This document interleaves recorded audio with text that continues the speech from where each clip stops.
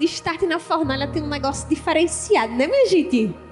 Me responde, pô, não tem um negócio diferente assim, um fogo a mais, né? Glória a Deus. Mas se prepara, porque agora é que a brincadeira vai começar. Tem um negócio que vai acontecer agora que se chama assim, ó, 7x7. Se você não sabe o que é ainda, você vai descobrir agora. Mas deixa eu dizer a você, até agora você cantou, você adorou, você louvou, mas agora você vai receber 7 palavras direto do coração de Deus para o seu coração. São 7 pessoas que vão subir aqui e vão entregar uma palavra para você sair daqui pegando fogo. Você já está pegando fogo? Ah, pois se prepare, porque a gente vai botar mais lenha no seu altar aí para você queimar ainda mais. Amém? Senta aí no seu lugar, se acomoda, respira. Eu sei que é muita coisa assim, muita unção, um negócio forte. Se senta, respira, porque agora vai esquentar. Eu disse a vocês, é 7 palavras. 7 palavras que vão, assim, impactar o seu coração. Deixa eu só dizer, eu estou percebendo uma movimentação assim no culto. Fica aí sentadinho, agora você não vai se levantar para nada, tá bom? Você só vai se levantar se o mundo estiver caindo. Mas como o mundo não vai cair, você não vai precisar se levantar. Amém? No final do culto você vai lá fora, vai no food, mas se senta, fica aí quietinho. Se alguém quiser cutucar você para conversar com você, diga assim, não, agora eu vou receber de Deus. Amém? Minha gente, eu tô falando pra vocês, a brincadeira tá só começando, porque vai ter esse negócio dessa palavra aqui. Depois vai ter um chaba tão grande que você vai dizer assim, meu Deus do céu, o que é isso? E depois, a gente ainda vai cantar parabéns, porque hoje é dia de comemorar 4 anos de aniversário do Start de Paulista. Uhul! Meu Deus! E no final ainda vai ter um presente para vocês. Meu Deus do céu, eu não tô me aguentando com esse presente não, mas vai ser uma coisa que vocês tanto queriam. O pastor Geraldo, nosso pastor, vai nos dar um presente hoje. Ele tá lá no sertão, mas ele gravou um vídeo para contar o que vai ser esse presente para vocês. Amém? Vamos embora? Estão preparados? Anota. O que você receber de Deus aqui, anote. Nós vamos hoje falar sobre a reforma protestante. Vocês já ouviram falar sobre isso? Se prepare que você vai ouvir agora. São 7 palavras sobre a reforma protestante que vai reformar a sua vida de uma vez por todas. Amém? Preparados? Então eu queria chamar aqui a primeira pessoa que vai trazer uma palavra do coração de Deus para você. É esse líder top da Tribo Alive, Rafael. Vem com tudo, meu querido. E aí, Start? Tudo certo? Glória a Deus. Não sei vocês, mas esse mês de novembro não sabia se eu estava esperando só o Start ou se eu estava vivendo. Alguém estava aqui no último Start na Fornalha? E se eu disser para vocês que esse aqui vai superar tudo aquilo que a gente viveu? Então, glória a Deus. Se liga aí, se você está com um caderninho, anota tudo. Se você não está, anota no celular também. O importante é você entender tudo aquilo que Deus tem para você, amém? E para não perder tempo, queria que você anotasse Romanos 1,17.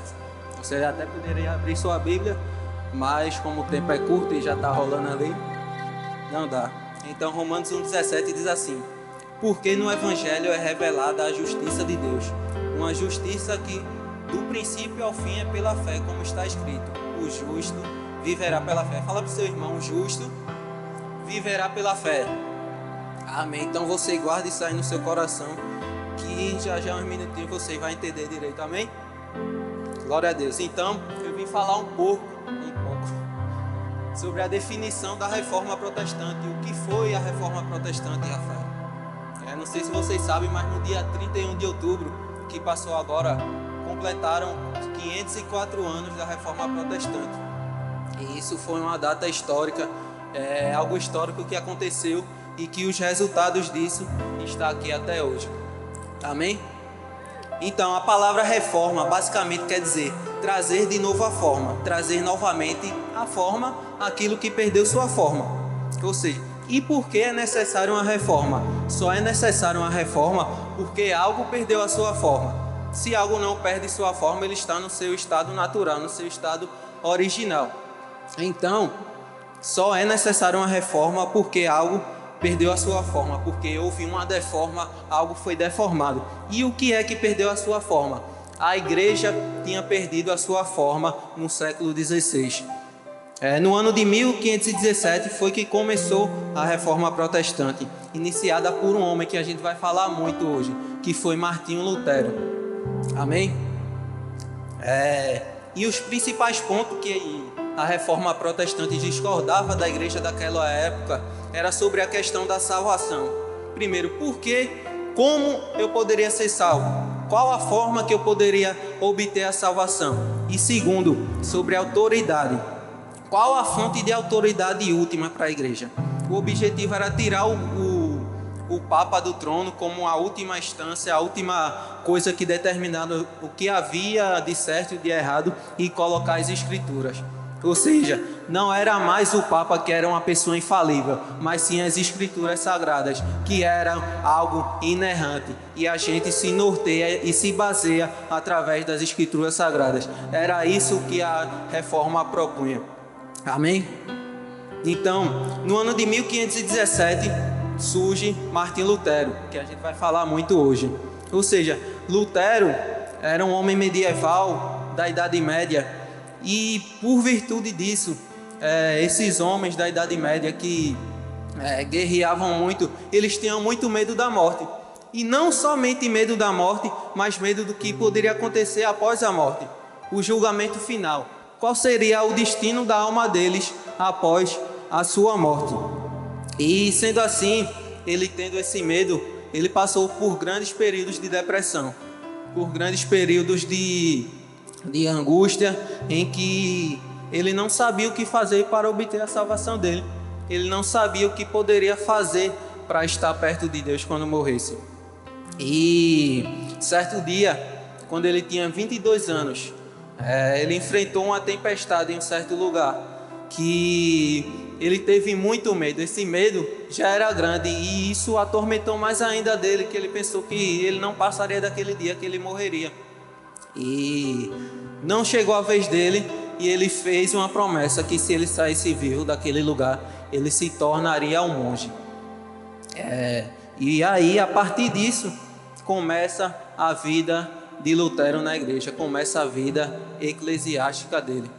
Ou seja, ele foi um grande homem chamado por Deus para mudar aquela geração, para mudar o que havia de errado, para mudar o que não estava de acordo com a palavra de Deus. E eu creio que aqui também tem grandes homens e mulheres de Deus que vai ser usado, que nós vamos ser usados para mudar mundo afora, onde quer que nós estivermos, na escola, na faculdade, na rua, nos seus amigos, no seu condomínio, no seu prédio, no seu bairro, seja lá onde for, que nós possamos ser que nem Lutero. Amém? Amém.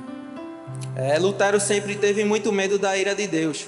Ou seja, a justiça de Deus, esse termo mesmo, a justiça de Deus, era algo muito pesado para ele.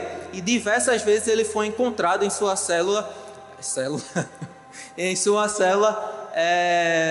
desacordado, de tanto se martirizar, de tanto se chicotear, de tentar encontrar uma forma que ele mesmo pudesse encontrar sua salvação. Ou seja, diversas vezes ele foi encontrado desacordado, tentando expurgar de si mesmo os seus pecados. Mas aí, depois disso, ele é encaminhado para dar aulas de teologia na Universidade de Wittenberg, na Alemanha, onde acontece todo esse contexto da Reforma Protestante, onde começa, na verdade, o contexto da Reforma Protestante.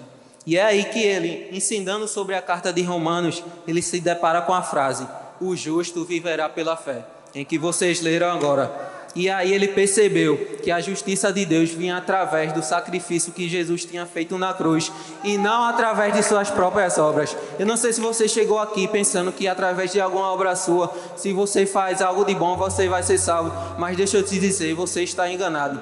Não há nada que nós possamos fazer para garantir a nossa salvação. Não é a obra alguma, você pode ser o melhor homem do mundo, mas você, por si só, não tem a sua salvação. A única coisa que você pode garantir a sua salvação é através da fé, como diz Efésios 2:8, pela graça de Jesus e fazendo que nós tivéssemos fé na obra redentora de Cristo. E foi aí que tudo muda. Tudo muda a partir disso, a partir do entendimento do Evangelho de Deus, da palavra de Deus. Ou seja, ele mesmo declarou, palavras dele mesmo: senti que havia nascido de novo e que as portas do paraíso me haviam sido abertas. As escrituras todas tiveram um novo sentido. E a partir de então a frase, a justiça de Deus, não me encheu mais de ódio, mas se tornou indizivelmente doce, em virtude de um grande amor. Ou seja, aí tem um marco na história. Aí é que muda a história de Lutero e a partir dele vidas são transformadas e o contexto histórico, social que ele está muda. A partir daí a vida dele muda completamente. Ele abriu os olhos para o que estava acontecendo na Igreja Católica. E foi quando ele resolveu escrever e publicar suas 95 teses, que é a base da Reforma Protestante. Ou seja, ele estava inconformado com aquilo que estava acontecendo. E ele somente estava inconformado porque ele teve o pleno entendimento da palavra de Deus. Então, se você acha que está inconformado com alguma coisa, mas não abre a sua Bíblia, não busca a Deus, eu sinto lhe dizer, mas você está muito enganado do que é ser um inconformado. O inconformismo, esse senso de urgência, vem a partir do entendimento da palavra de Deus, a partir do nosso relacionamento com Ele. E naquele tempo estava em alta as indulgências. E a indulgência era um perdão que a igreja oferecia às pessoas que se arrependiam de seus pecados. Só que tem um porém, esse perdão era oferecido através de um documento oficial, que era assinado pelo Papa, só que você teria que pagar por esse documento. Ou seja, você teria que pagar para ser perdoado dos seus pecados e assim receber a sua salvação. E essa proposta foi proposta por John Tyndale. E aí que tem o estopim da Reforma Protestante. Em 517, Martinho Lutero se depara com esse homem, John Tyndale, vendendo essas indulgências por aí. Como ele era um homem muito escandaloso, ele vendia e não estava nem aí para o que era certo e para o que era errado. E é aí que Lutero crava, no dia 31 de outubro, essas 95 teses que muda o roteiro da igreja cristã, da igreja católica. E os reformadores resumem suas crenças básicas em 5 solas. Ou seja, basicamente a Reforma Protestante, aquelas 95 teses, são resumidas em 5 princípios, que para finalizar eu vou dizer a vocês. Ou seja, primeiro, que vem do latim, sola fide, que significa somente a fé. Romanos 1, 16, 17. Não me envergonho do Evangelho, porque é o poder de Deus para a salvação de todo aquele que crê. Primeiro do judeu, depois do grego, porque no Evangelho é revelada a justiça de Deus, uma justiça que do princípio ao fim é pela fé. Como está escrito, o justo viverá pela fé. Amém? O segundo é sola escritura, que significa somente a Escritura. Toda a Escritura é inspirada por Deus e útil para o ensino, para a repreensão, para a correção e para a instrução na justiça, para que o homem de Deus seja apto e plenamente preparado para toda a obra. Ou seja, naquela parada em que o Papa é tirado do trono, a palavra de Deus é colocada. E graças a Deus que até hoje somente as Escrituras podem nos nortear daquilo que é certo e errado. Amém? E isso aí está em 2 Timóteo 3, 16 e 17. Você pode estar anotando. Terceiro, solos Cristos, somente Cristo. Pois há um só Deus e um só mediador entre Deus e os homens, o homem Cristo Jesus, o qual se entregou a si mesmo como resgate por todos. Esse foi o testemunho dado em seu próprio tempo. 1 Timóteo 2, 5 e 6. Quarto, sola gratia, somente a graça. Pois vocês são salvos pela graça, por meio da fé. Isso não vem de vocês, é dom de Deus. Não por obras, para que ninguém se glorie. Amém? E o último é o soli Deo glória. Glória somente a Deus. Não a nós, Senhor, nenhuma glória para nós, mas sim ao teu nome, por teu amor e por tua fidelidade. Amém? Deu para compreender direitinho? E eu queria deixar, para finalizar, uma pergunta a vocês: onde está a sua reforma protestante? A reforma recalcula a rota para a estrada das Escrituras, ou seja, a igreja estava desnorteada, seguindo qualquer vento de doutrina, e a reforma protestante recalcula o roteiro, a rota para as Escrituras que devem nos basear. A reforma não começou em 1500, ela teve seu ápice lá. Vários reformadores lutaram contra a frieza espiritual da época, e a reforma ainda não acabou. Essa é a notícia que eu vim te trazer. A reforma ainda não acabou, e eu tenho certeza que aqui tem reformadores que continuarão lutando contra a frieza espiritual de hoje, que não vão aceitar tudo aquilo que o mundo impõe para a gente, que o mundo quer que nós vivamos, mas que nós vamos viver baseados na palavra de Deus, baseado naquilo que o Senhor quer para a nossa vida. Amém? Glória a Deus. Então, muito obrigado. Quero chamar meu amigo Márcio para dar continuidade. É nóis.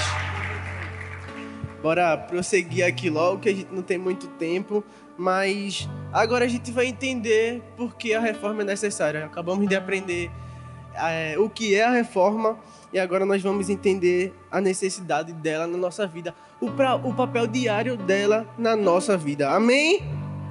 Não, amém? Bora lá. A reforma foi e é necessária para impedir a distorção do evangelho. Esse é o principal motivo da reforma. E essa é a doutrina da nossa igreja. Para quem não sabe, para quem anda perguntando, a doutrina da nossa igreja é simplesmente a Bíblia. Simplesmente Jesus. Nada mais, nada menos do que isso. Quando vivemos de acordo com a Bíblia, sabemos que estamos agradando automaticamente o coração de Deus.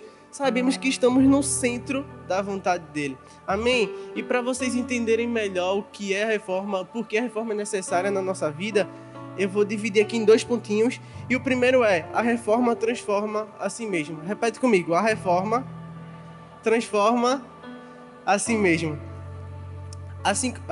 Beleza.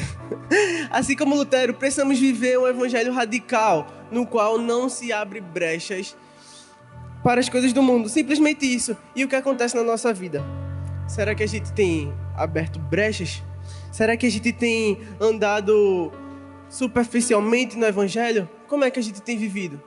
E a pergunta que não quer calar: será que estamos agradando a Deus? Precisamos transformar onde vamos, gente. Se a gente vai para a escola, transforma as pessoas que estão na escola. Se a gente vai para o shopping, transforma as pessoas que estão no shopping. E é sempre isso. Se a gente vai para uma festa, a gente vai fazer o que as pessoas estão fazendo? Não, a gente vai transformar as pessoas da festa. E é isso. Amém? Precisamos ser pessoas inconformadas, assim como foi a reforma. Gente, a gente não pode aceitar o mundo que está acontecendo lá fora. A gente não pode aceitar as pessoas que estão na nossa escola viverem daquela maneira. A gente não sabe como Jesus é bom. E por que a gente fica com ele só pra gente? Porque a gente não tem compartilhado isso. Ah, mas eu não sou líder de célula. Ah, eu não sou não sei o quê. Gente, esse papel é de nós todos. Todo mundo aqui hoje vai sair com essa missão: levar o evangelho aos 4 cantos da terra. Amém? Lutero decidiu, acima de tudo, agradar a Deus e nem ligar para o que as pessoas fossem falar. Foi simplesmente isso. Ele viveu o evangelho radicalmente. E essa é a nossa missão. Que custe o que custar. O nosso maior propósito é Jesus. Aí tem gente que pergunta: ô Márcio, é que eu não sei ainda meu propósito. Deixa eu te dizer, é viver o evangelho radicalmente. Se tu não sabe o teu propósito, faz o seguinte: lê a Bíblia e vive o evangelho radicalmente. Eu tenho certeza que você vai estar agradando a Deus. Amém? E acima de tudo vai estar cumprindo o seu propósito. E um dos maiores problemas dos cristãos é a falta da Bíblia. E como diz em Oséias 4:6, vocês vão repetir, tá? O meu povo foi destruído por falta de conhecimento. Ou seja, Deus nos avisou. E porque a gente continua no mesmo erro? Quando a gente tem um evangelho como estilo de vida, a gente automaticamente é transformado. Amém? Sim, após Lutero renegar as teses que Carvalho acabou de falar, ele foi colocado como... eles julgaram ele, né? Lutero, você precisa negar. E ele falou, não vou negar. Aí sabe o que aconteceu? Teve uns bons amigos dele lá que fez o seguinte, bora montar um falso sequestro para ele. E espalharam a notícia, sequestraram Lutero, e espalharam a notícia para todo mundo que Lutero tinha sido assassinado.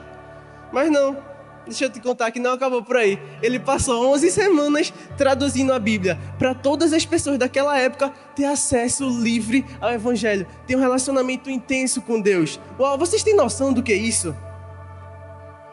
Uau!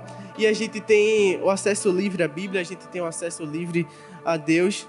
E na hora da gente fazer isso, a gente prefere assistir um episódio de uma série ou deixa eu assistir a final dessa partida de futebol. Já eu faço e a gente acaba dormindo. Não, mas espera aí, deixa eu ver aqui uns videozinhos no TikTok. A gente vai lá rolando, o tempo passa e deixa Jesus de lado mais uma vez. Uau!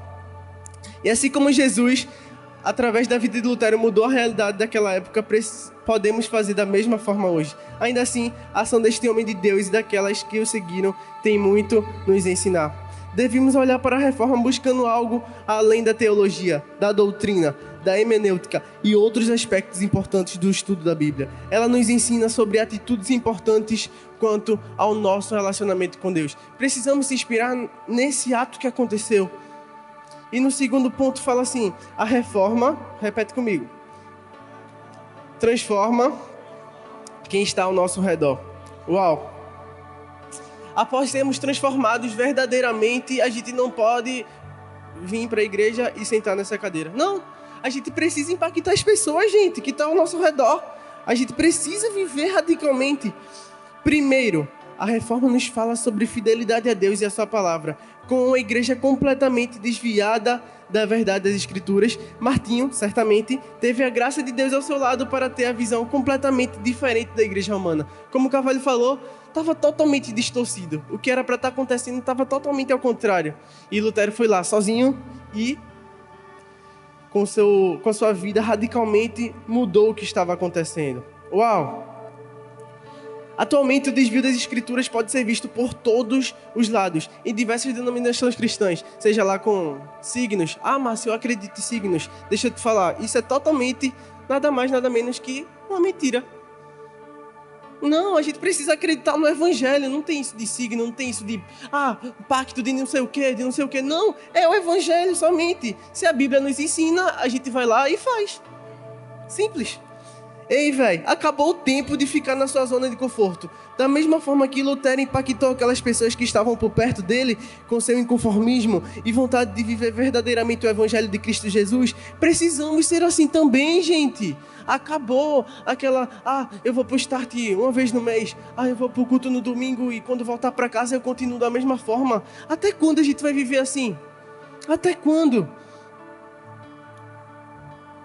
Como diz Romanos 12:2, não se amoldem ao padrão deste mundo, mas transformem-se pela renovação da sua mente, para que sejam capazes de experimentar e comprovar a boa, agradável e perfeita vontade de Deus. E precisamos viver dessa forma, como descreve Paulo nesse versículo.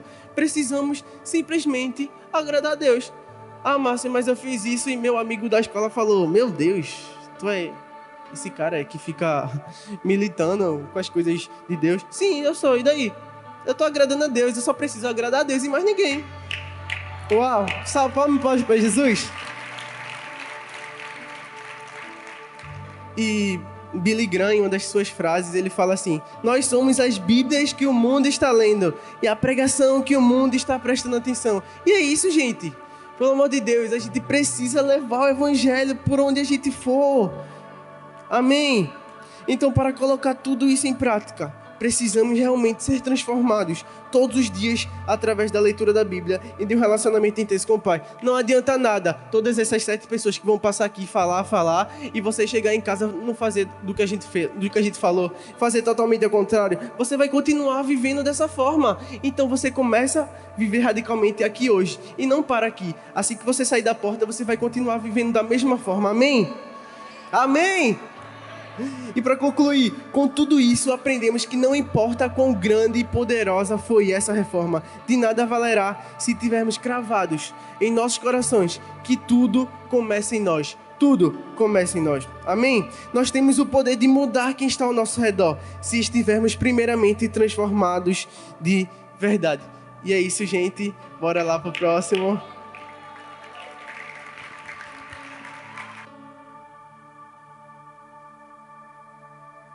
E aí, meu povo? Meu Deus, é demais, né? É quase uma aula aqui para você hoje, mas é isso mesmo, porque o nosso objetivo é ensinar para você aquilo que é bom, aquilo que vai te fazer literalmente viver o que Deus tem para você. Amém? Então você tem que ficar aí, ó, concentrado no que está sendo falado aqui, porque o que está sendo falado aqui é um ouro. O que está sendo entregue aqui para você é o ouro da reforma protestante que transformou aquela galera naquela época que está aí, ó, sendo, sabe, um canal de transformação há tantos anos, de séculos em séculos, de geração em geração. Mas isso não pode parar. Sabe por que a gente está aqui falando sobre isso? Porque nós somos capazes de fazer a reforma continuar. Você não quer ser essa pessoa que vai ser capaz de fazer a reforma continuar? Então você tem que entender o que está sendo falado aqui e praticar na sua vida. Porque você deseja viver um avivamento? Responde, levanta a mão, me diz se você realmente deseja um dia viver o avivamento de Deus. Mas para viver avivamento tem que ter reforma. Para viver o sobrenatural de Deus tem que ter transformação antes, entendeu? Uma sociedade, para ela viver algo muito poderoso da parte de Deus, tem que vir um doido, apaixonado por Jesus, transformador, para quebrar tudo, entendeu? Não tem como haver poder se não houver transformação. Por isso que eu estou aqui para dizer a você que a reforma antecede o avivamento. A gente orou, a gente cantou, a gente pediu a Deus, aviva-nos, deixa o céu descer, vamos queimar. Mas para isso acontecer, tem que ter reforma, tem que ter transformação. Tem que ter, sabe, mudança da nossa mente, do nosso coração. Tem que ter o Espírito Santo de Deus trabalhando na nossa vida. Mas o Espírito Santo de Deus só vai trabalhar na nossa vida se a gente ler a Bíblia e entender o que está na Bíblia e deixar a Bíblia transformar a nossa vida. Por isso que a gente está trazendo essa verdade aqui para você, de que nada mais, nada menos a Bíblia é o norteador das revoluções poderosas que transformam a nossa vida, que transformam a sociedade. A Bíblia é o ápice, a Bíblia é, sabe, aqui, o fator, a força que impulsiona para a galera que vai fazer Enem amanhã. Olha a força, aí ó, já lembra, tá? É física amanhã, né, minha gente? É isso aí, boa. Então, a Bíblia é a força que impulsiona a gente para viver algo sobrenatural de Deus, pô. Mas como eu te falei, nós queremos avivamento, mas muitas vezes não queremos a transformação. Para ter poder de Deus, para ter cura, para ter milagre, para ter bênção de Deus na nossa vida, tem que ter transformação de Deus, entendeu? E tudo começa em nós. Fala assim, em mim, em você, em nós. Para ter algo sobrenatural acontecendo, Deus tem que estar fazendo primeiro dentro de nós. Não adianta. Se Deus não estiver fazendo uma obra na sua vida, você não vai experimentar algo sobrenatural da parte dele. Não tem como você experimentar e saber que Deus está abençoando você sem antes você ter uma experiência com Deus. Entendeu? Você precisa entender que avivamento, para acontecer, precisa ter uma transformação. Então, se nós queremos o avivamento, queremos a unção de Deus, porque Muito se fala hoje sobre isso. Muito se fala sobre avivamento. Ah, meu Deus do céu, eu vou orar. E as pessoas, sabem, vão sentir a presença de Deus. Se Deus antes não estiver transformando a sua vida, se antes no seu quarto, na sua casa, aonde quer que você esteja, se antes você não sentir a presença de Deus, não vai ter como você orar e alguém sentir a presença de Deus. Porque tudo começa em você. É isso que eu estou aqui para te dizer. Comece em você para depois Deus usar você para fazer na vida de outras pessoas. Você está entendendo? E como é que isso pode acontecer? Vou te contar na Bíblia, porque a gente aqui é Bíblia, entendeu? A reforma protestante aconteceu porque um louco apaixonado por Deus e que leu a Bíblia, entendeu? Ela foi lá e disse, está errado, isso aqui está errado, se está errado vamos consertar. O cara foi lá e fez a revolução que Rafael contou aqui. Então, vamos ler, está lá em 2 Crônicas 7,14. Eu amo essa passagem, esse versículo. Meu Deus do céu, você vai amar a partir de hoje também, porque é isso aqui que faz a gente viver um avivamento de verdade. Ó, vê, eu vou ler para você. Diz assim, ó, 2 Crônicas 7,14. Se o meu povo que se chama pelo meu nome se humilhar e orar, buscar a minha face e se afastar dos seus maus caminhos, vê agora, dos céus eu ouvirei, perdoarei o seu pecado e curarei a sua terra. Minha gente, isso aqui é muito forte. É Deus dizendo assim, ó, ei, se o meu povo, tipo a gente, que se chama pelo meu nome, se humilhar, orar, pedir perdão pelos seus pecados, se afastar dos seus maus caminhos, vê o que Deus disse. Se isso acontecer, dos céus eu ouvirei, perdoarei e sararei a sua terra. Diga aí. Para acontecer cura de Deus, para acontecer unção de Deus, para acontecer mover de Deus na terra, a gente tem que começar a se arrepender, a pedir perdão a Deus pelos nossos pecados, a se afastar dos nossos maus caminhos, porque senão a gente não vai ser reformador não, viu? Senão a gente vai ser qualquer um aqui na terra, vai ser só um peso na terra. Eu não quero ser peso na terra, você quer ser peso na terra? Para a gente ser uma pessoa que vive a vida de verdade, que vive a vida de Deus, a gente tem que ser essa pessoa que ora, que se arrepende, que pede perdão, que se afasta dos seus maus caminhos. Porque se a gente for um povo desse, se eu for assim, se você for assim, algo sobrenatural de Deus vai acontecer. E algo sobrenatural de Deus vai acontecer, sabe aonde? Na sua vida. Entendeu? As pessoas ao seu redor já vão perceber que você é diferente. Já vão perceber que Deus está transformando você. Eu não sei se você está passando por isso aí, que você está mudando e as pessoas já estão vendo a mudança em você. Tem alguém que está passando por isso? Que está sendo prova viva aí de que as pessoas estão notando a diferença? Sabe o que é isso? Você já está sendo avivado e avivando ao seu redor. Agora deixa eu te fazer uma pergunta. Imagina se a gente tudinho aqui se junta e começa a ser transformado por Deus. Começa a orar, começa a ler a Bíblia, começa a pedir perdão, começa a se afastar dos nossos maus caminhos. Imagina se Deus começa a transformar a nossa vida, a vida de todo mundo que está aqui. Um monte de gente vai ser alcançada e vai ser impactada pela transformação de Deus na nossa vida. Vai ou não vai? Então, minha gente, só a gente que está aqui é capaz de transformar um monte de gente que está aí fora. Imagina se junta um start todinho de todos os campos para sair por aí transformando o mundo.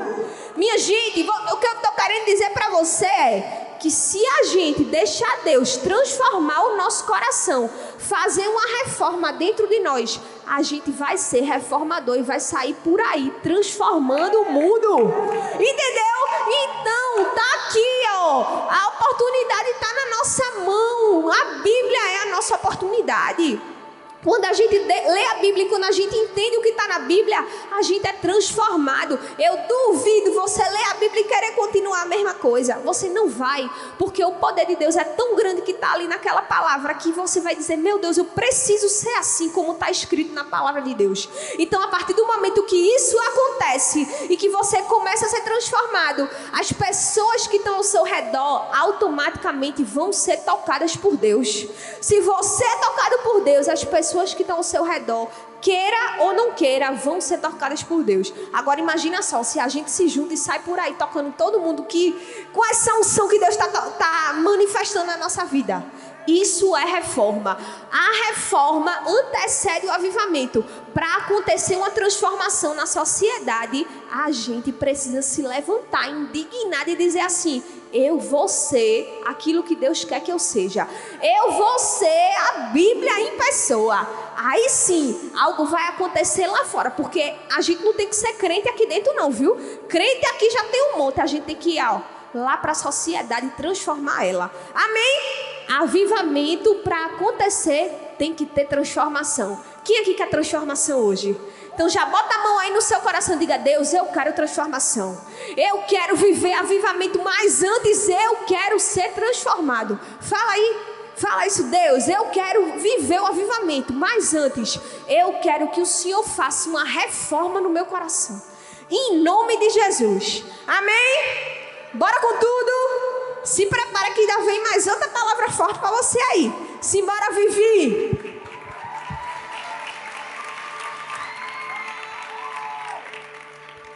Graça e paz, Start. Bem, eu fiquei com um tema muito especial e eu estou muito feliz de estar aqui compartilhando ele com vocês.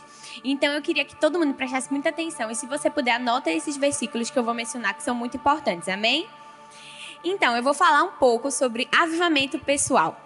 E falar sobre avivamento pessoal é algo muito forte, porque o avivamento pessoal é nada mais do que antecede o avivamento coletivo. Como assim, Vivian? A verdade é que muitas vezes a chave para a gente viver o avivamento pessoal está dentro de nós e nós ainda não notamos. Às vezes, tudo que Deus precisa para nos avivar já está dentro de nós, mas você ainda não achou essa chave e hoje eu quero te ajudar a achar. Eu queria que você anotasse aí para ler 1 Coríntios 11:1, que diz assim: tornem-se meus imitadores como eu sou de Cristo. E eu fico pensando, meu irmão, imagina o apóstolo Paulo. Me disse o cara, não era o cara. Imagina, ele simplesmente diz assim: olha, vocês têm que me imitar, porque eu imito Cristo. Eu fico imaginando assim, será que a gente estivesse andando no meio da rua, no shopping, uma pessoa parasse e a gente dissesse: não, eu quero copiar a sua vida com Deus. Será que ela copiaria uma vida com Deus avivada? Será que ela copiaria uma vida com Deus morna? Ou será que ela copiaria uma vida com Deus fria? Será que eu e você estamos sendo como o apóstolo Paulo, que pode dizer: sede meus imitadores como eu sou de Cristo na nossa vida com Deus? Será que a gente está vivendo como a água morna de Apocalipse 3:15? Que diz: conheço as suas obras, sei que você não é frio nem quente. Melhor seria se você fosse frio ou quente, porque você é morno. Não é frio nem quente e estou a ponto de vomitá-lo da minha boca. Deixa eu te dizer, Deus abomina o morno. Deus abomina quem fica no muro. Deus abomina quem chega aqui no culto, levanta as mãos e adora, e quando chega lá fora, tá pintando e bordando. Deus abomina o morno, porque Deus prefere que eu e você sejamos quentes, sejamos avivados, sustentáveis, que sejamos avivados na nossa vida com Deus, na nossa vida pessoal. Deus simplesmente quer que eu e você chegamos e dissemos: me imita, porque a minha vida com Deus está queimando. Me imita, porque eu sou como Cristo foi. Assim como Paulo diz, é tudo que Deus quer nos ensinar nessa noite. A verdade é que a forma mais simples de viver um avivamento é viver imerso nisso. Porque deixa eu te dizer, ler a Bíblia não significa nada, orar não significa nada e a igreja não significa nada. Olha para a pessoa e diz assim: meu Deus. Sim, você pode estar vivendo uma mentira. Como assim? Você pode estar aqui hoje com o seu devocional em dia, com seus cultos em dias. Você pode estar aqui hoje orando tudo certinho, mas a sua vida com Deus está parada. Porque, fazer isso sem fazer de coração não adianta de nada. Não adianta você ler a Bíblia porque, o meu líder vai me cobrar. Eu vou ler a Bíblia só porque eu tenho uma célula. Eu vou ler a Bíblia só porque eu tenho que fazer. Não, Deus não quer a minha e a sua obrigação. Deus quer a minha e a sua devoção. Deus quer que eu e você estejamos imersos. Ele quer que eu diga: meu Deus do céu, eu preciso ler a Bíblia hoje. Se eu não ler a Bíblia hoje, eu vou ter um treco. Deus não quer que você olhe para a Bíblia e diga: meu Deus, mais um dia. Deus quer que você olhe para a Bíblia e diga: meu Deus, mais um dia. E é isso que Deus quer de mim e de você. E deixa eu te dizer, talvez na nossa vida com Deus a gente esteja sendo como os fariseus. Como assim, Vivian? A gente viu que com o apóstolo Paulo ele disse para ser meus imitadores como eu sou de Cristo.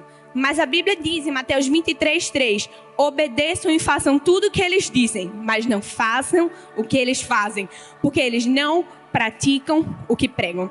Eu queria te fazer uma pergunta, será que você está sendo como Paulo ou como os fariseus? Será que hoje, se alguém te parasse e dissesse, eu quero imitar a sua vida com Deus, você seria como os fariseus, que falam tão bonito, que expressam palavras tão bonitas e na verdade não vivem nada? Ou será que você seria como o apóstolo Paulo, que fala e vive imerso nisso? Essa é a minha pergunta para você nessa noite. Sabe por quê? Porque Deus prefere a genuinidade e a humildade de um coração que está disposto a dizer, Deus, eu sei que eu erro, eu sei que eu falo, mas eu estou aqui para queimar. Do que um coração duro, do que um coração prepotente e orgulhoso que acha que já sabe demais da Bíblia para ler ela.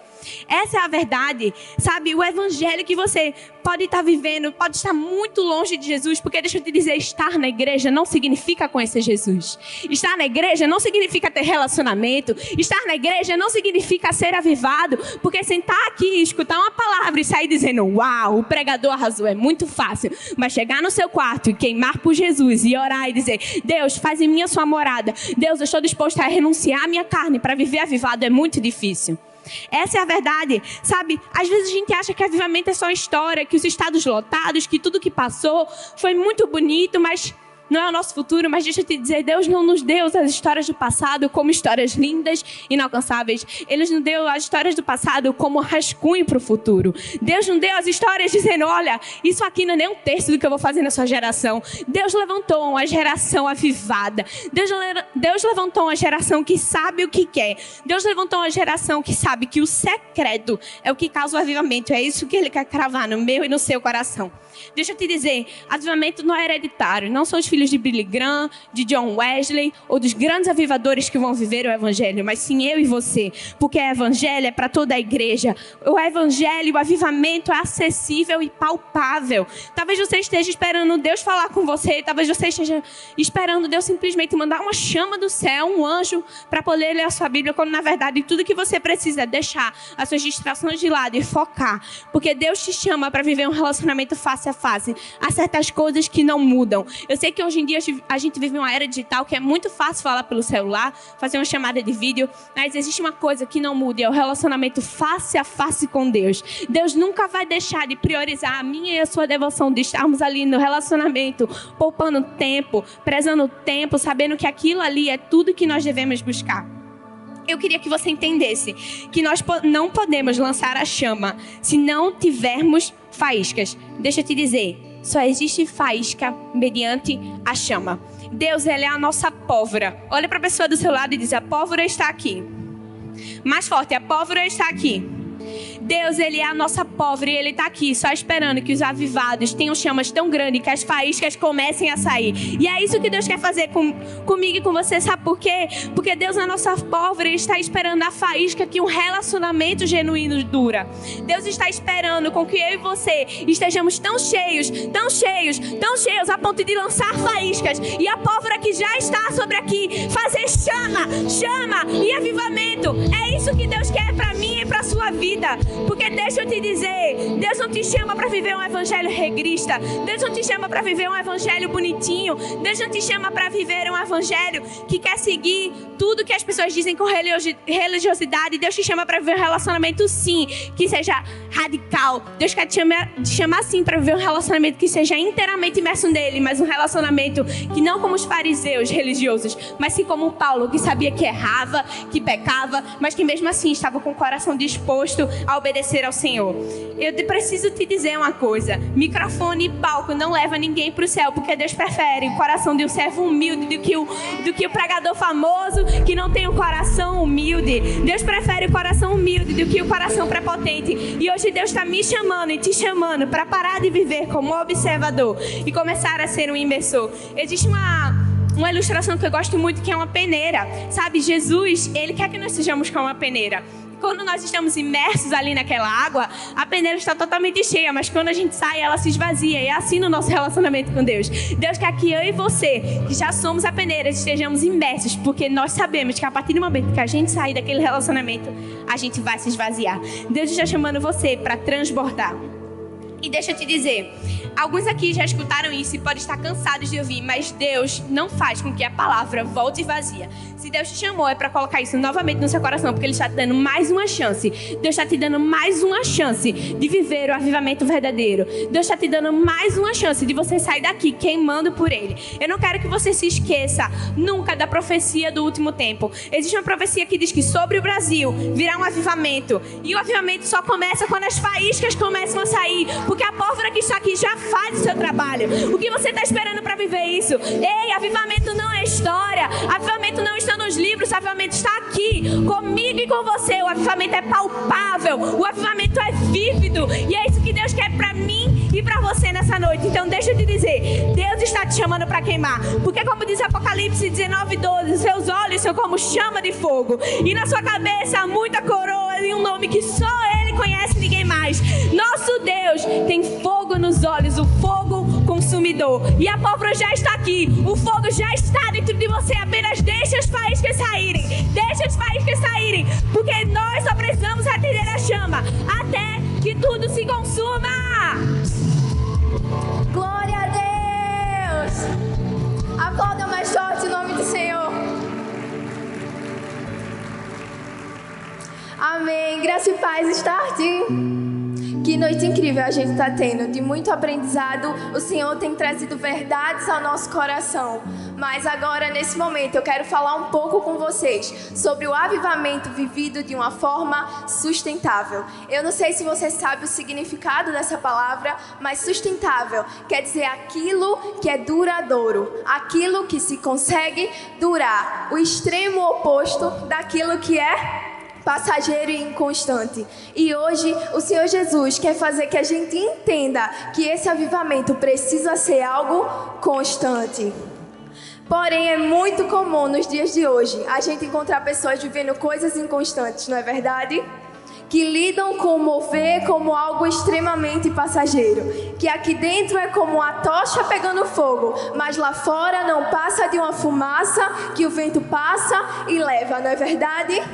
Os adolescentes ultimamente são muito taxados pelas pessoas de pessoas inconstantes, que as emoções vêm e vão e que nada é muito concreto. Mas hoje o Senhor Jesus nos trouxe aqui para trazer a verdade da eternidade ao nosso coração, para que a gente abra mão de tudo que é passageiro e abrace aquilo que é eterno.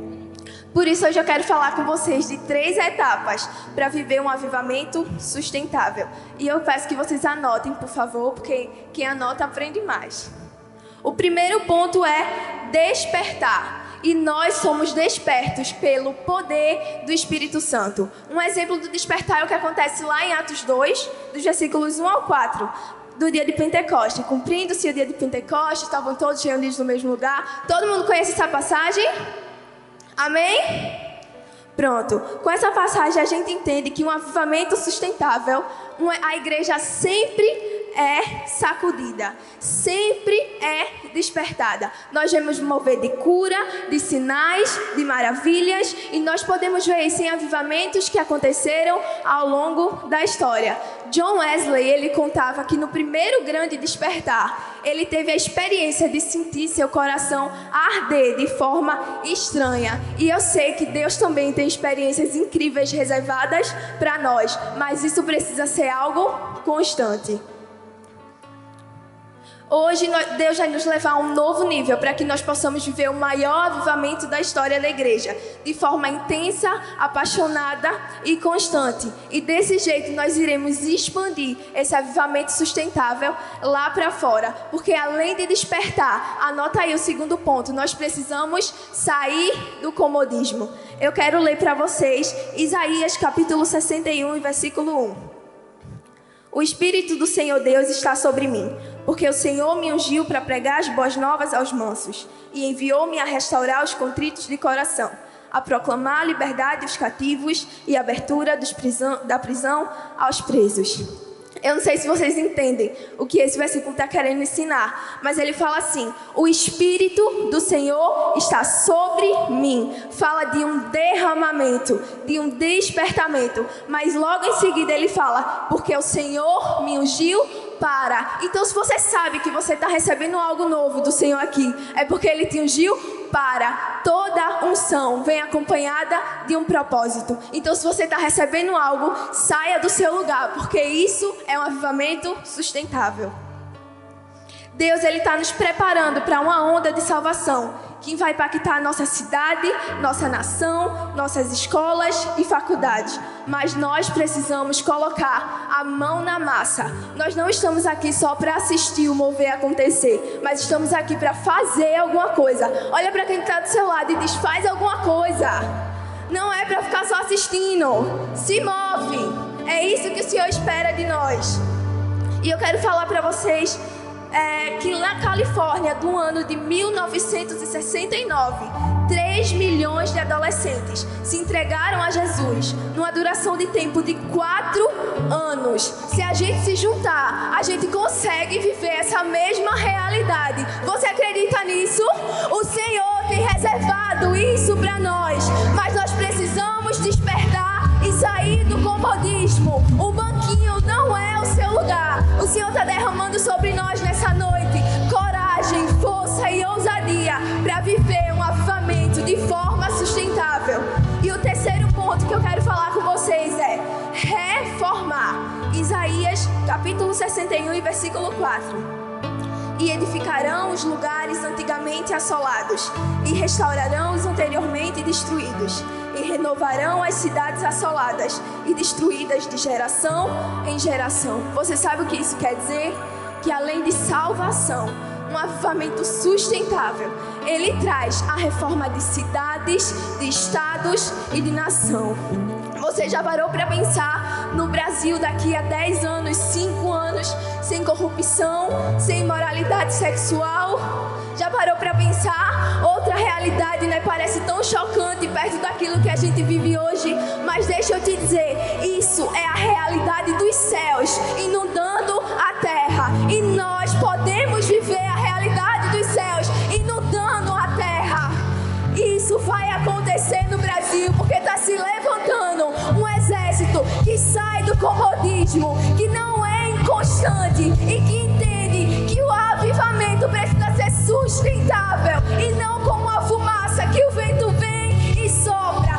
Nós temos estrutura e base na rocha que é Cristo. Nós conseguimos, nós não somos inconstantes. Que hoje a mentira de Satanás seja arrancada da nossa mente e do nosso coração. Nós conseguimos no nome de Jesus. Que hoje nós possamos entender que um avivamento sustentável não é só uma experiência, não é você cair na unção, é você se levantar e pregar o evangelho para as nações. Deixe de lado a inconstância e o comodismo. Está chegando no Brasil um tempo de despertamento da igreja, de salvação dos perdidos e de uma reforma social. E Deus conta comigo e com você. Amém? Glória a Deus. Aplauda o Senhor.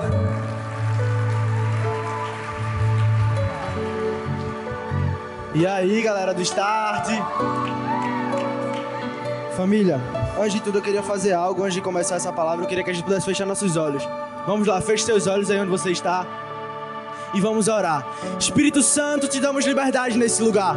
Pedimos, Pai, venha e nos encontre, nos leve, ative em nós uma inconformidade santa pelas ruas, Pai.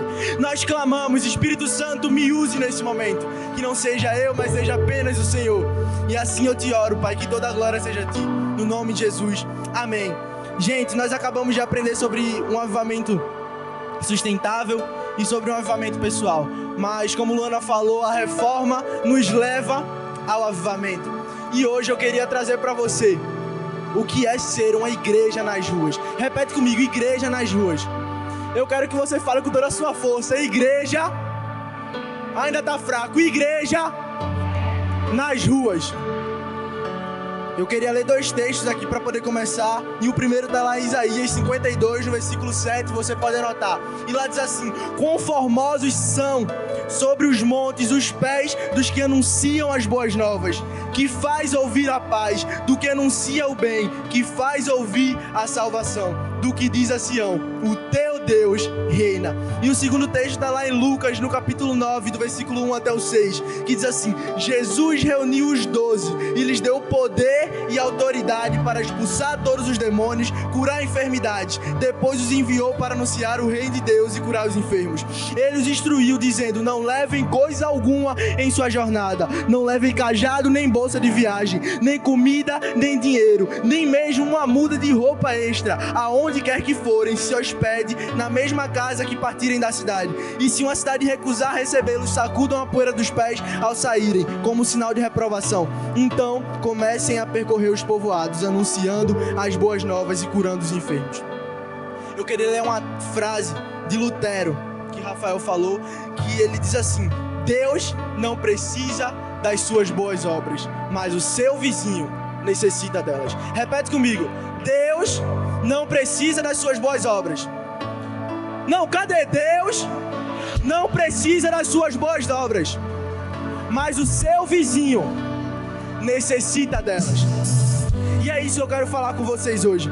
Quando nós vamos para a Bíblia, nós vamos encontrar em Atos 2 uma grande reforma acontecendo com aquele povo. A igreja sendo levantada através de Pedro. E a primeira pregação dele, 3.000 pessoas são acrescentadas à comunidade da fé. Ou seja, Pedro, ele acabou de receber poder do Senhor, poder do alto, que foi anunciado no capítulo 1 de Atos, e logo em seguida, ele não se conforma com apenas receber aquele poder, mas ele vai e leva esse poder que ele recebeu até outras pessoas. Sabe, eu quero que você pense: você tem agido dessa forma? Você tem vindo para o culto todos os domingos, tem estado em todos os starts do ano, mas quantas vezes você transmitiu para alguém aquilo que você recebeu aqui? A Bíblia vai dizer: aquilo que você escuta em seu quarto, cantem aos telhados. Sabe, e é isso que eu quero que vocês entendam hoje. Então a primeira coisa que eu quero trazer para vocês está lá em Colossenses 1, 24. Que é o primeiro tópico: eu sou a igreja nas ruas. Repete comigo: eu sou, mais forte, eu sou a igreja nas ruas. E Colossenses diz assim: me alegro quando sofro por vocês em meu corpo, pois participo dos sofrimentos de Cristo, que continuam em favor do seu corpo, a igreja. Nós somos o corpo de Cristo aqui na terra. Você tem noção do poder que isso carrega? Olhe para quem está do seu lado aí. Esse cara que está do seu lado, essa menina que está do seu lado, ela faz parte do corpo de Cristo. Você tem noção do poder que essa mensagem carrega? Nós temos a responsabilidade de continuar a obra que Cristo começou. Você poderia pensar sobre isso. Nós temos a responsabilidade de completar a obra que Cristo começou. Como é que nós completamos a obra? Anunciando esse evangelho, porque Ele vem e cumprirá tudo aquilo que Ele um dia prometeu. Amém? Eu quero ler isso aqui que eu anotei. Presta atenção. Aqui. Ele não se conteve em se manter sentado e esperar o dia da sua morte na cruz. Os apóstolos também não se conteram em apenas se manter com o título de apóstolos.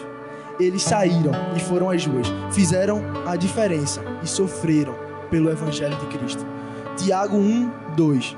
Meus irmãos, considerem motivo de grande alegria sempre que passarem por algum tipo de provação, pois sabem que quando sua fé é provada, a sua perseverança tem a oportunidade de crescer. Por muitas vezes, quando nós começamos a viver uma vida assim, uma vida onde nós estamos inconformados com a realidade que nós vivemos, as pessoas ao nosso redor começam a se afastar de nós. As pessoas que andam com a gente, os nossos amigos, que se dizem nossos amigos, começam a apontar o dedo e dizer: não, tu é crente agora, agora tu não pode mais ficar com aquele menino, agora tu não pode mais fumar um beck, agora tu não pode mais beber com a gente, agora tu não pode mais fazer isso, agora tu não pode mais fazer aquilo. E como o Márcio falou, sim, eu não posso mais. Por que eu não posso mais? Porque eu encontrei algo que é muito mais prazeroso do que qualquer outra coisa. Sabe? É isso que nós temos que entender. Nós fazemos parte desse corpo. Segunda coisa, Romanos 12, 2, como muitos já leram aqui: não se conformem com as coisas desse mundo, mas transformem pela mudança da sua mente, para que vocês experimentem a boa, a perfeita e agradável vontade de Deus. Nós precisamos viver uma vida assim, uma vida inconformados. Sabe o que é ser inconformado, Lucas? É não aceitar você sair daqui da igreja e virar a esquina ali e ver uma criança de 10 anos cheirando cola. É você sair daqui da igreja, chegar na sua escola e você não se conter, porque seu amigo está embriagado. É você chegar na sua escola, é você chegar na sua casa e não se conter em ver seus familiares indo para o inferno porque você não tem falado nada. Você tem noção do que é isso? Nós precisamos ter sangue no olho e olhar para a rua e dizer: é aqui, é meu campo. Não é dentro da igreja. Sabe, você quer ser luz? Você quer ser luz? Fale comigo, você quer ser luz? Você quer? Quem quer ser luz aqui? Levanta a mão quem quer ser luz. Então mergulhe no inferno, porque só assim você vai poder ser luz. Só assim. É só assim que você pode ser luz. Vai! Ser luz aqui dentro é muito fácil porque todo mundo brilha. Eu quero ver ser luz lá fora, onde você vai ser apontado, onde você vai ser acusado, onde você vai ser perseguido. E eu quero ver se você vai ter a coragem que Tiago teve. Eu me alegro em sofrer pelo Senhor. Eu me alegro em ter meus pés sangrando. Eu me alegro em meu corpo ser machucado. Quantos mártires vocês já ouviram na história da igreja? Vocês só sabem de Jesus. Vocês sabiam que João Batista morreu pelo Evangelho? Pedro morreu pelo Evangelho? João morreu pelo Evangelho? Você está disposto a morrer por esse Evangelho que você diz que ama tanto? Existe alegria em pregar o Evangelho. Existe alegria em ser inconformado pelo Senhor. Existe alegria em sofrer pelo Senhor, porque Ele é a única fonte de salvação da nossa vida. Ele é a única fonte de salvação. Eu queria que nesse momento você pensasse em pessoas que vivem com você todos os dias e que vivem mergulhadas em pecado. Pense, e se isso não gera lágrimas em você, você está vivendo um evangelho errado. Eu não aceito. Eu, Lucas Melo, não consigo olhar para as pessoas e, poxa, ver elas pecando e não me submeter àquilo e dizer: Deus, me mostre, deixa eu sentir a dor delas, me faça sentir as dores que elas estão sentindo. Eu não me conformo com isso, sabe? Eu queria que você entendesse: Lutero não se conformou com a igreja católica naquela época, onde eles pregavam, mas queriam que comprasse a salvação. E por último, o evangelho anuncia Maranata. Alguém pode repetir comigo: Maranata? Mateus 24:14 diz: o evangelho será pregado a todas as nações, povos, tribos e línguas, então virá o fim. Salmos 24, no versículo 7, diz assim, no versículo 7 até o 10, e eu quero ler para vocês esse texto para eu finalizar. Aqui. Abram-se, ó portais da cidade. Abram-se, antigos portais eternos, para que entre o Rei da Glória.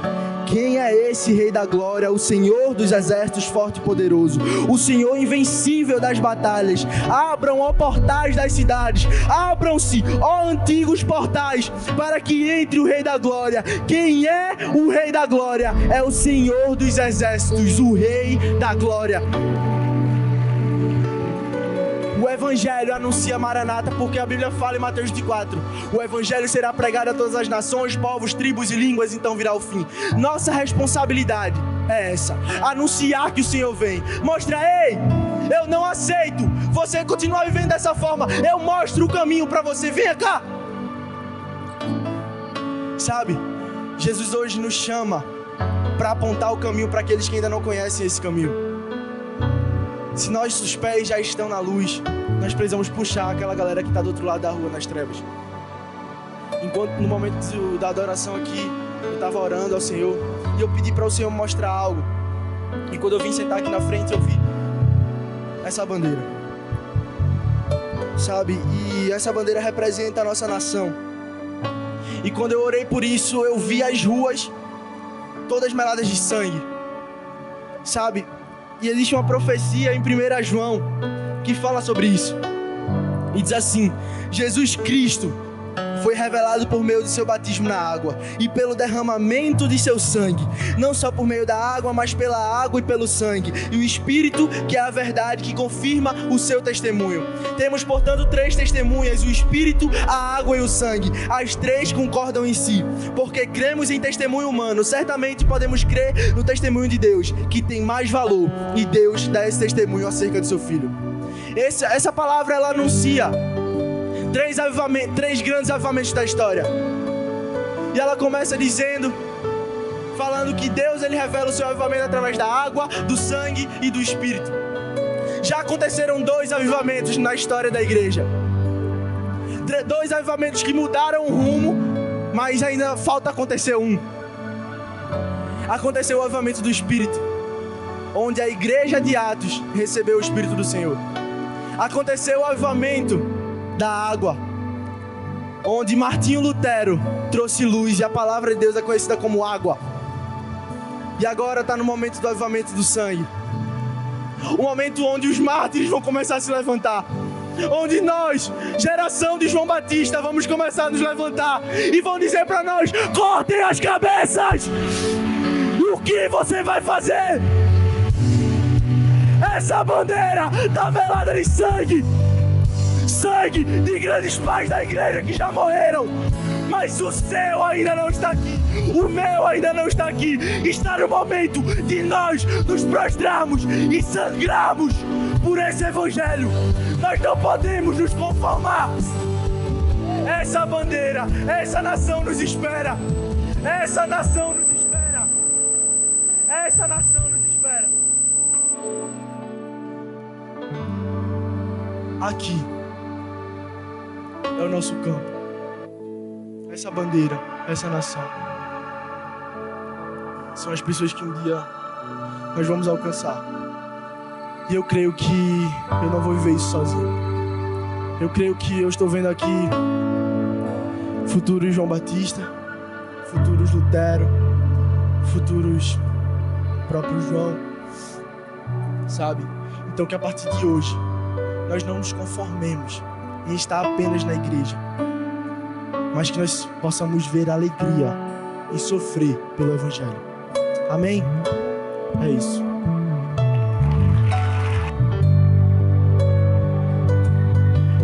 Aleluia! Você consegue sentir o Espírito Santo, minha gente?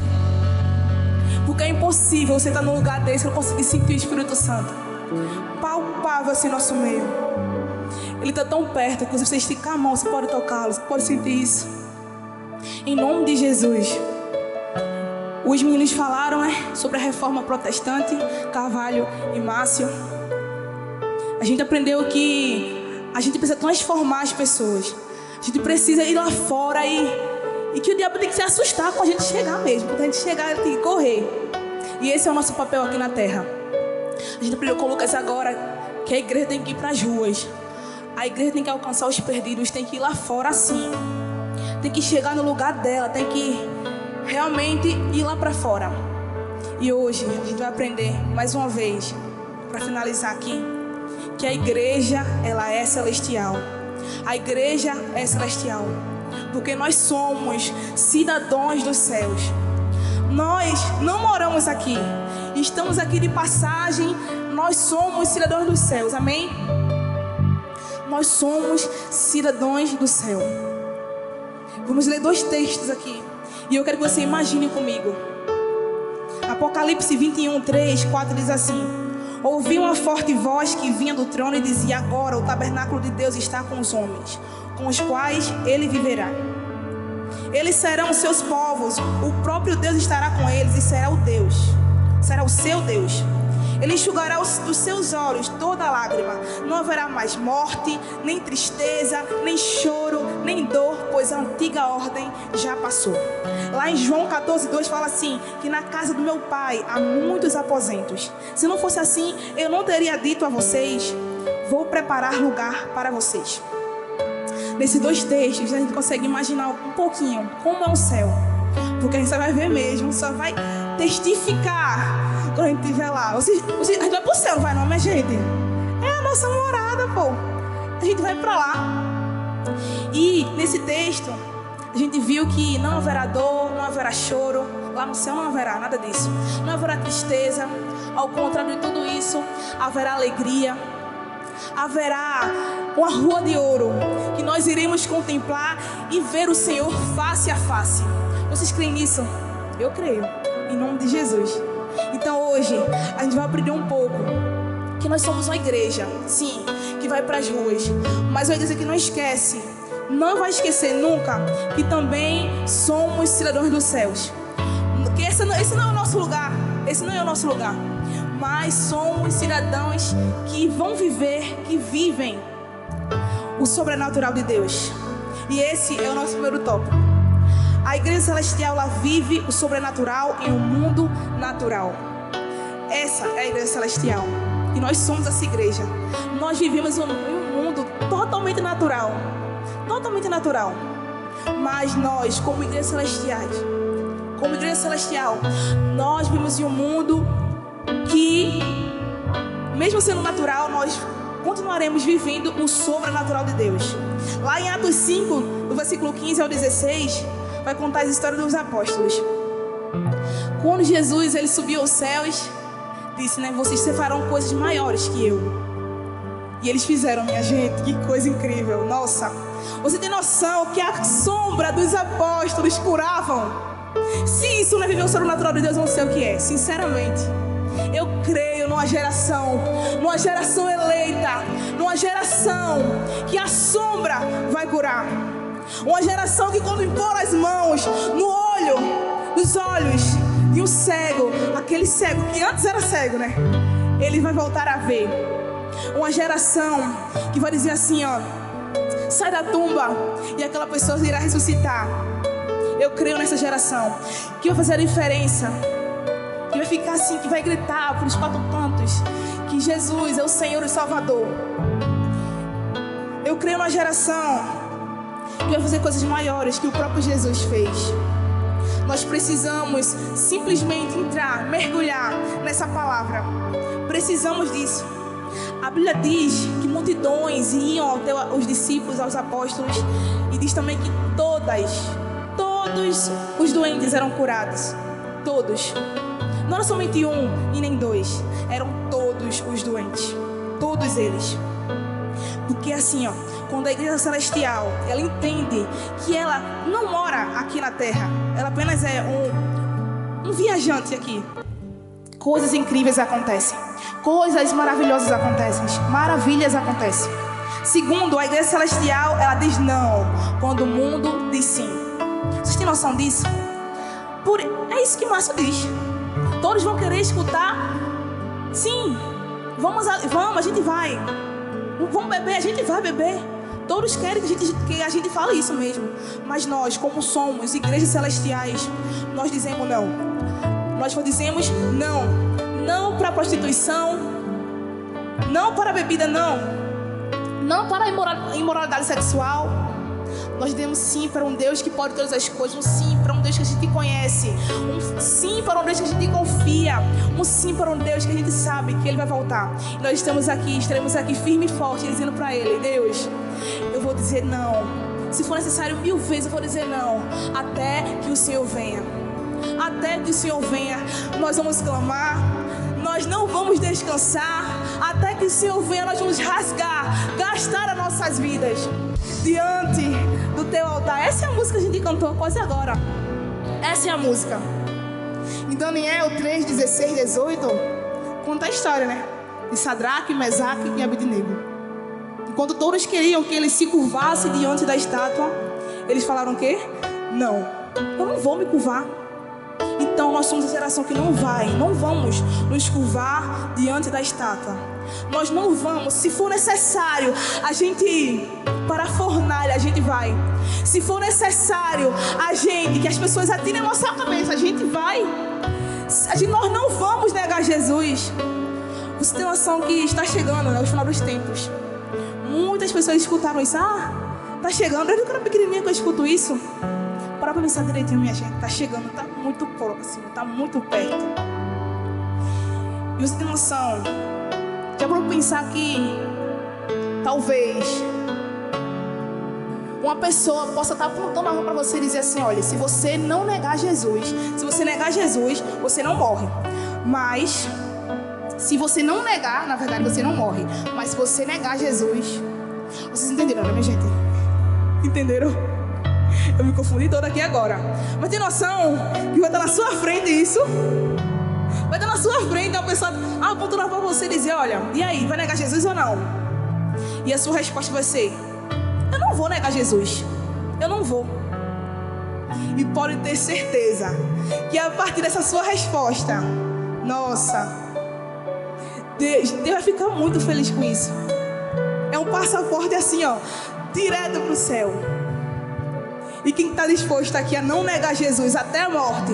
E se for preciso for uma arma na sua cabeça, você não vai negar Jesus. Porque você é uma geração, você é uma igreja celestial. Você é uma igreja celestial. A gente precisa dizer não para as coisas do mundo, sabe? Precisamos ser perseverantes e firmes até o fim, pois sabemos quem somos. Eu sou, diga comigo, eu sou o que a Bíblia diz que eu sou. Eu tenho o que a Bíblia diz que eu tenho. E eu posso o que a Bíblia diz que eu posso. E terceiro e último diz assim, ó, que a igreja celestial, ela busca incansavelmente pelo noivo. Uau! Essa é a igreja celestial, minha gente. Que incrível isso, né? Nós precisamos buscar incansavelmente pelo noivo. Nós precisamos ter ele ali, ó, como centro das nossas vidas.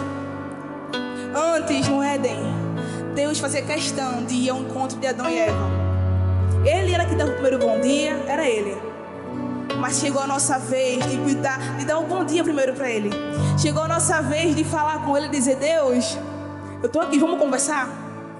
Precisamos buscar incansavelmente a face do noivo. Precisamos entender que ele está voltando. E cada vez mais a gente precisa mergulhar nesse oceano infinito que é o amor de Deus. Precisamos. A igreja celestial, ela busca, sabe, esse contato constante com o Senhor. Ela anseia por adorá-lo, ela anseia por cantar santo 24 horas do dia. Ela anseia por isso. E é por isso que hoje nós aprendemos que o Senhor, Ele está aqui, sabe? Ele está aqui, não sei se você entende isso. Eu estou vendo o rosto de vocês assim tão perdido. Mas entenda que isso tudo que eu falo para vocês aqui é o que foi do coração de Deus. Que vocês não vão sair daqui da mesma forma, vão sair diferentes e transformados. E não só transformar aqui dentro da igreja, mas não, transformar o mundo lá fora. Você pode ficar de pé no seu lugar um momento? Nós somos a igreja celestial. Nós somos a igreja que canta santo aqui na terra, porque sabe que vai cantar santo no céu, amém? Que vai cantar santo no céu. Eu não sei se você entendeu, mas o Senhor está aqui nesse lugar. E você precisa fazer alguma coisa. Você precisa fazer alguma coisa. Deus não quer o seu coração pela metade, Ele quer o seu coração por inteiro. Por inteiro. Então levante suas mãos. Esse é o momento de você buscar Ele cada vez mais. Levante suas mãos.